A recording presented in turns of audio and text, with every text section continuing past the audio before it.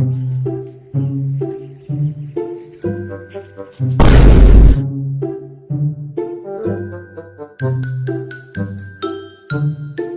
malam, barka dai. Ya barka dai. Ya gida, ya aiki.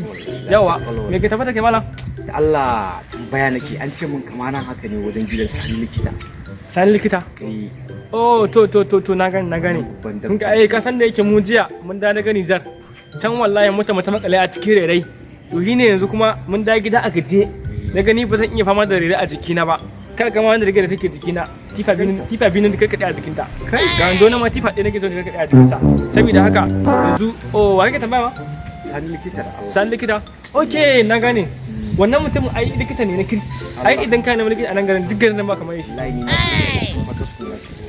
Daga fata suka to saboda wallahi saboda tsabar likitancinsa idan baka da lafiya idan aka tona masa sakon test ko da dauka takarda ta tsiya in allura zama kenan idan yawa allura wannan takardar allura ko da haka mutum ya tayi ba an je gurin sa ba ina ga ma wannan magana mun dakta ne fa da Allah malam to layin su fa a layin su kana layin su amma anan haka anan layin yake amma kana ji ko wancan layin shine da nan layin ni kuma wannan layin ake bada wancan layin saboda haka in ka bi wancan layin zai fita ka zuwa wancan layin in ko an ka miƙa ka gane ka miƙa straight ban san nake shona maka mai na gaskiya idan ka dauki wannan layin ka tafi wancan layin saboda wancan layin na gaba shine da wannan layin to idan ka miƙa wannan layin kai gaba za ka gane gidan likita ai ba ka yi wahala ba dama wani abokin ka ne karshen waya ai ka gane shi su da shi ne mun kwatancan ka kana nan dama kullun zazzontar da kai kana gyaran fulawa bai kware ko a wannan fulawa ai tun lokacin babana wallahi Allah gado ne 50 ne in baka dama to amma tunda naji ka ce layin ya canza